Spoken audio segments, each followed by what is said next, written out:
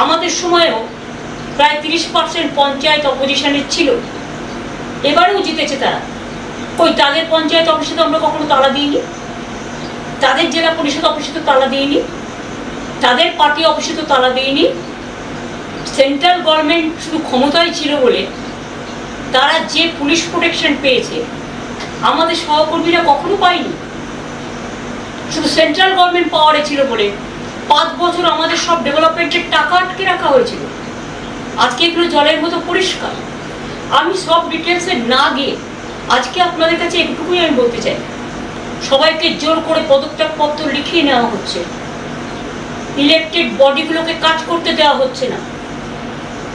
কলকাতা কর্পোরেশনের মতো বড় কর্পোরেশন, যাদের জল রাস্তা সহ বিভিন্ন ডেভেলপমেন্টের কাজ, প্রত্যেকটা মিউনিসিপ্যালিটিতে ইলেকটেড বডিকে অস্বীকার করে টোটাল প্রশাসনিক রাষ্ট্রীয় সন্ত্রাস চলছে।